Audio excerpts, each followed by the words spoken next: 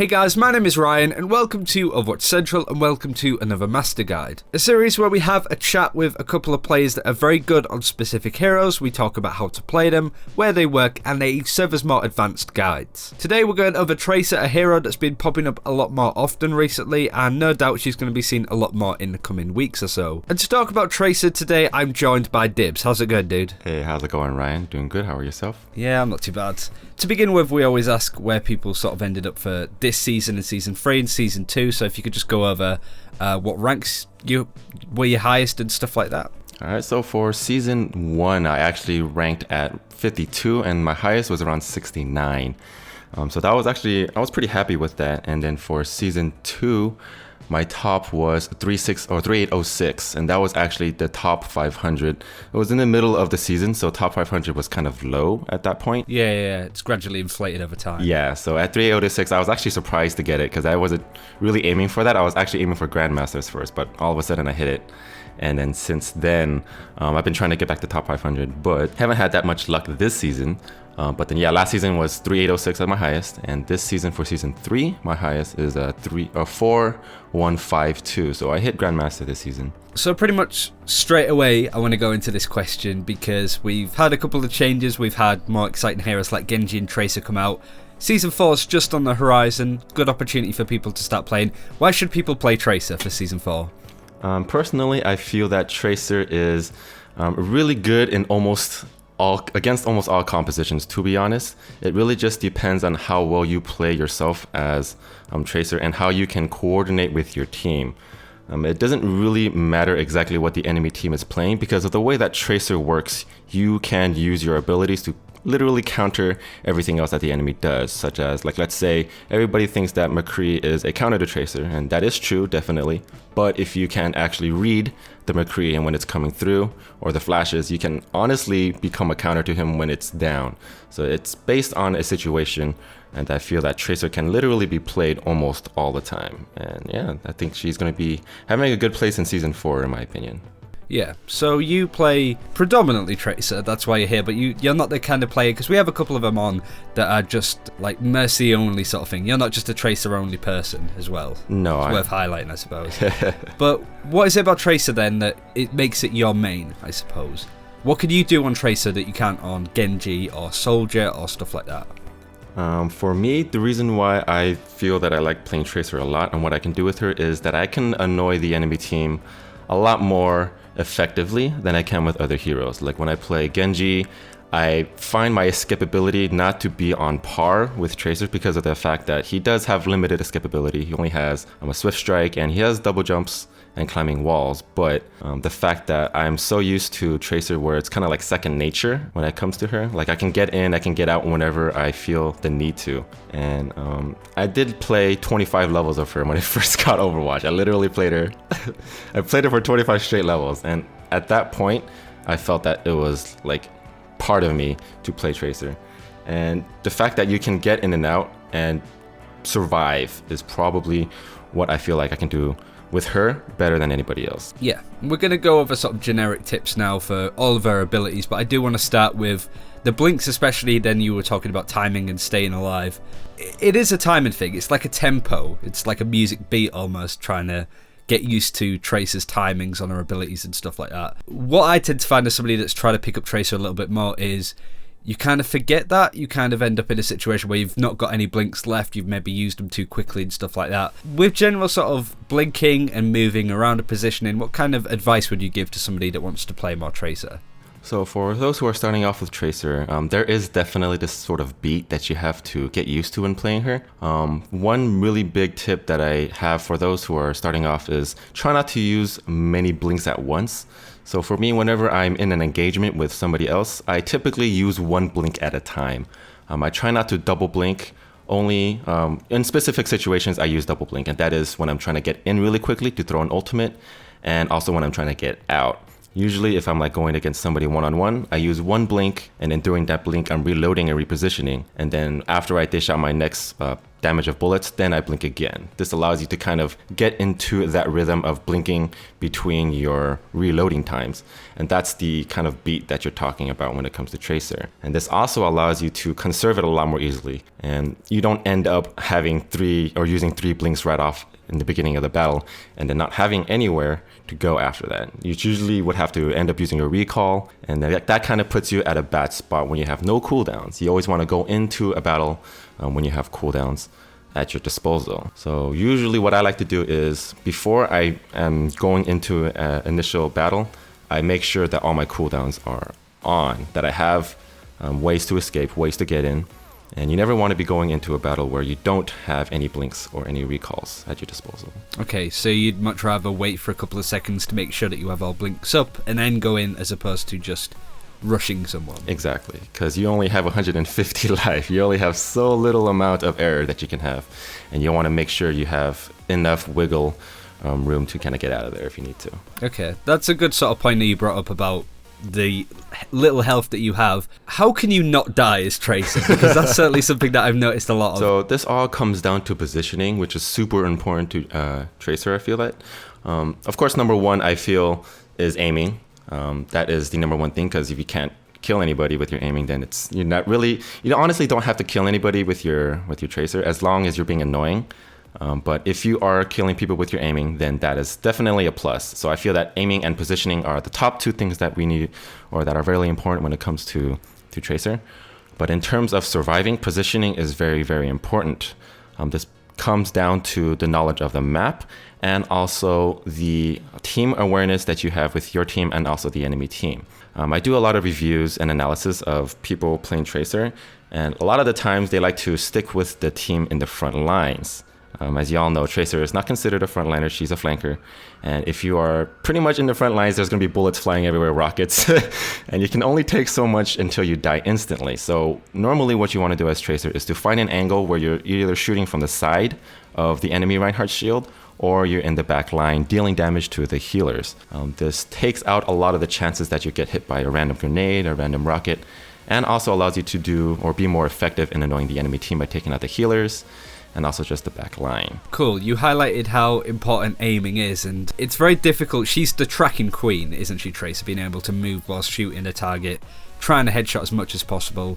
Do you have any sort of tips on learning how to have a much better aim and stuff like that? Okay, so for Tracer, I do recommend a lot of practicing and drill training. That's actually kind of where I started off when playing Tracer. I did pick her up a little bit and I was like, wow, she's a really, really aim-intensive hero. So I was like, you know what, before I get into actually playing competitively, I want to make sure my aim is pretty good. So I did drills every day. I went to the training room. I went against Anabots. Basically, you have to come to the point where you're not concentrating on trying to aim at a target.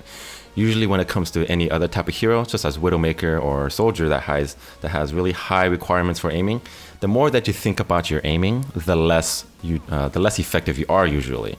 It's like usually, like sometimes when I'm in the middle of a game and I notice my aim is going bad and I start thinking about it, my aim just goes way off for the rest of the game. So it's something that you want to take care of and let your muscle memory come and kick in. And the only way to really do that is to practice before every Overwatch session. Make sure you're kind of like in your comfort zone when it comes to aiming and that you're not thinking about it too much. Drills do help a lot in the training room. Blinking, doing 180s, doing recalls, and then flicking to targets. All those drills are, I do have a list that I normally do, and it's really helpful to kind of like warm up before every session. Yeah, it's like a gym workout. Exactly. You got to keep doing it in order for you to stay good at it. And just to sort of finish on abilities and stuff like that before we talk about when and where to play her, stuff like that. The ultimate, again, it can be so easy to just literally throw it away a lot of the time. How do you get the most out of it? Do you try and aim for the Roadhog to put it on him, or to synergize it with other ultimates? What works best when you have a pulse bomb handy? Whenever we have a Zarya, it's like an instant pick for Tracer for me, because of the fact that Zarya can easily just group up everybody and you can throw your ultimate in there. That's literally the most efficient that you can have, or highest efficiency you can have with Tracer's ultimate. But when it comes to one-on-one, when you don't have a Zarya, I do feel that sticking an enemy Reinhardt shield on the side that he is on is the most effective, because if you actually stick the Reinhardt shield that's on the opposite side of him, he can literally hold up the shield and it won't deal any damage to him. But if you stick it on the side that he is on, it's on the side that he is on, it is on the side that the healers are on, or people that are around him. And it literally has to let him decide, should I turn around and protect my team from the grenade and have my back towards the enemy team, or should I keep it up and not turn? And then it just makes him really confused, and he doesn't know what to do. Okay, speaking of picking on the poor tanks, people tend to sort of say that Tracer should be the one going in the back line, killing the Zens and Anis and stuff like that. But also you could do with getting ult charge, and the tanks, Roadhog especially, is great at getting ult charge. What's the best thing to do in that situation? To try and pick off the supports, or to try and get ult charge quickly by harassing tanks? For me, it depends on what type of tanks there are. If you see a Reinhardt and a Zarya, of course, those are really hard to gain charge off of, because they have shields. You can't really deal a lot of damage to them. They can literally turn to you and you can't gain charge. But when there's like a Roadhog on the enemy team, or maybe even a Winston, depending on how he uses his shields, I tend to like to use the ult charge from the Roadhog and then use the ultimate to get the stick on the squishy targets, because most of the time the squishy targets like Mercy and Lucio, they're really hard to hit and track at the higher levels. They like to jump around a lot, and sometimes you can't just keep the tracking on, you can't kill them, and the fastest way to literally do that is to just use a sticky on them for a guaranteed kill. So it's kind of a mix in between both. Let's say the enemy team has a Zenyatta. Okay, well, the Zenyatta is very circular. He's easy to shoot. So I would tend to go for Zenyatta first rather than build up my ultimate charge. Okay, you mentioned Winston, and he's another hero where people aren't necessarily sure whether he is a counter to Tracer or not. It's a very divided opinion. I just wanted to get your opinion on that. What do you think on Winston being good against Tracer at least? Personally, I don't consider him to be a counter. I consider them to be on the same page based on how they play out. The thing is, for Winston, what he can literally do is jump on you, throw his shield down, and then stay in the shield. And if he does, all you really have to do is just back out as Tracer and nobody gets hurt. Literally, both the Winston isn't taking damage, you're not taking damage. So it's kind of not like a counter to either one. He is kind of mitigating your effectiveness, but he's not really a direct counter to you. Okay. Speaking of counters, is there any other ones that we haven't mentioned? We kind of mentioned McRae is one. Are there any other heroes that really give Tracer a hard time?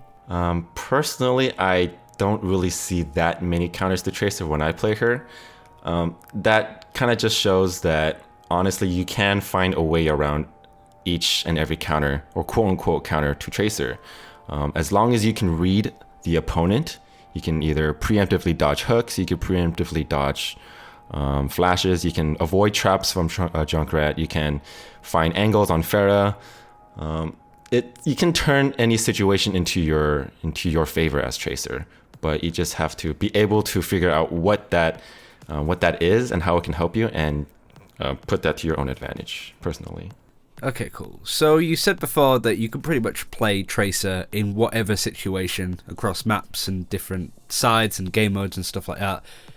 Are there any situations where you kind of would preferably switch off of her, that it's like, okay, Hanamura isn't a great map for her, should I change? That kind of thing. Are there any maps that you see that you go, maybe I shouldn't play Tracer on this one? For me, I actually find Tracer very powerful on control points, 2 CP, but only on the first point, like Hanamura, Scout Industries. The first point, Tracer is really good because of the fact that she can literally just blink her way onto the point and draw everybody away from the front choke entrance. That's typically what I like to do as Tracer. Draw the attention away from the choke point, and as soon as they start reacting to you as Tracer on the point, you tell your team, hey, I'm on the point, get ready to push through. And then the enemy team just comes, or your team just comes rushing through the front while they're distracted by you on the point. So I feel that Tracer does have a lot of effectiveness when it comes to control point on the first point.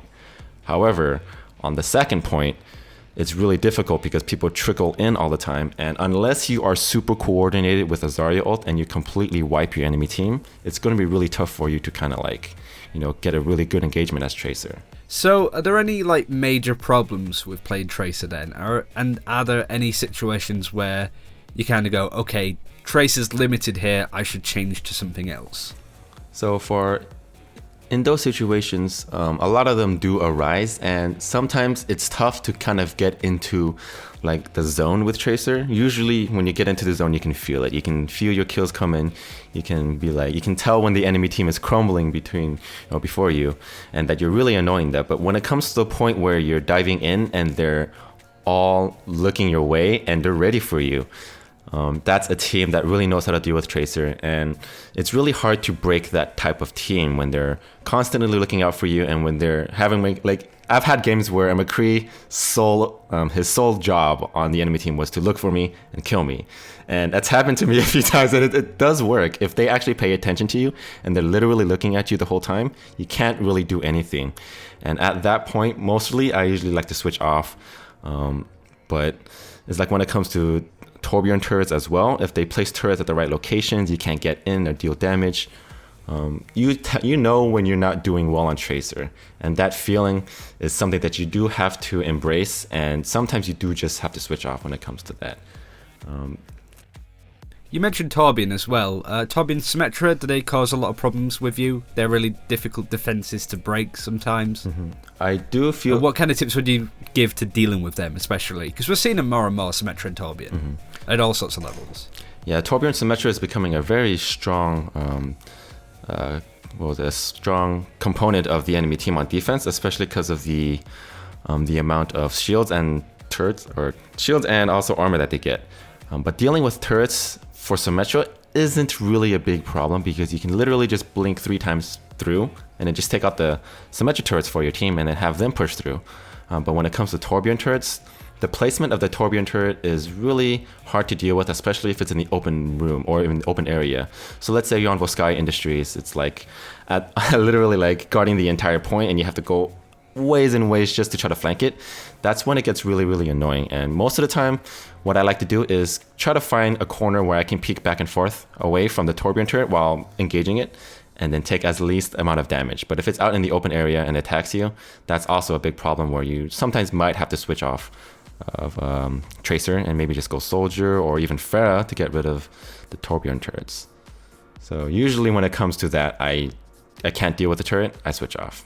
And sort of to finish on, what other heroes does she work well with? You said Zarya is a pretty much insta-pick for Tracer. Are there any other heroes that you really like to see on your team to help out?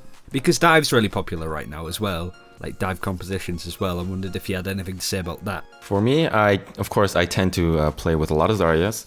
So Zarya is my probably #1 pick when it comes to playing with Tracer. Zenyatta is also a very good pick because of the fact that if he calls out his discords, you can go onto that specific target and they literally take extra damage for you, and it makes it so much easier for you to pick off those targets, whether they're squishies or tanks, and that's why I love Zenyatta's on my team. Widowmakers can be really good depending on the situation. If you and the Widowmaker are communicating very well, you can lower the health of somebody in the backline to very low, and the Widowmaker can, if she has a good angle, she can easily just pick off the target and finish her off for you. So it depends, but Widowmaker can be pretty good. I've had a couple of good games with the Widowmaker and Tracer.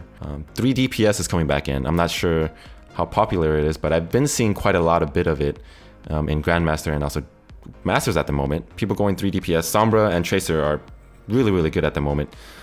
Especially just hacking the enemy team where they have no abilities to use against you. And if you're Tracer, you have free reign, and you can literally just take on an enemy. And yeah, that's actually pretty good for that. And Winston is really good with Tracer. He can jump on you, provide you shields. You can use those shields, poke in and out of it, and basically increase your survivability. And I think, yeah, those are the top 6 picks for me when it comes to playing with Tracer. So last question, you have a YouTube channel where you do a lot of analysis, not just on Tracer, but across other heroes as well. The final tip, what is the one tip that you would give to anybody across all of Overwatch to help them improve at the game? It's a loaded question, I know. It's a really tough question. So the most important tip that I have for playing Overwatch is, honestly, I know it sounds super generic, but it's honestly to focus on trying to improve yourself rather than trying to win the game. I know it's fun to win the game, but when it comes to winning games and you put so much effort, so much time and pressure on yourself to win, that when you lose, it puts you in this mode that people call tilt. And it's something that a lot of people ask me about, because if you watch me play, I never get tilted. I remember watching a clip of you, and you recalled off the map, and then like a little tip came up and said, like, people make mistakes, it's fine, just have fun. Yeah. If you can like look at that from a different perspective, people make mistakes all the time. The thing is, toxicity and entitlement does happen a lot at all levels. It doesn't matter if you're bronze, silver, gold, masters, grandmasters, top 500. People are going to talk about your plays if you do something wrong. And it's your choice in your mind on whether or not you wanted to let it get to you. Typically for me, I pretty much train myself not to, and I have so much fun with Overwatch. I do a lot better with a better mindset. And it honestly, if you feel like you're having fun, you do better in Overwatch. But I agree there. I do sometimes feel that I get into this zone where I am starting to feel the tilt coming in, and that's because you lose a lot of games in a row, and it's tough to fight against that. You know, you're like, I'm on the way down. What should I do? How do I get out of this mindset? Usually what you can do is you can take a small break, do some quick play, cool off a little bit until you finally get back into your focused zone, and then jump back into competitive if you like to. But the main important part is to keep your mind positive, focus on improving. And if you do lose and make mistakes, laugh at yourself. Don't be so hard on yourself, you know. Just like if you fall off a map, well, everybody does it. It's funny. Yeah, you know. For sure. And finally, where can people find more of you? As I said, you're not just a Tracer-only player. You do all sorts of videos, highlights, and like analysis and stuff. Where can people find you on YouTube and also Twitch? You can find my channel at youtube.com/DIBZ. I do analysis videos, commentaries, guides. I do pretty much almost everything you could think of on Overwatch. And also I do stream as well at twitch.tv/D1BZ. It's Tuesdays, Thursdays, 9 p.m. PST, as well as weekends at 1 p.m. PST. So yeah, and then that's usually my schedule. And that's it for this time. Thank you very much for watching. Again, in the comments, do let us know which hero you would like us to cover next. Maybe not necessarily who might cover them. Some people are harder to get hold of than others. But what kind of heroes that you would like to see guides on. And I'll do my best to grab a really good player and chat to them a little bit. But until next time, take care. We'll see you then.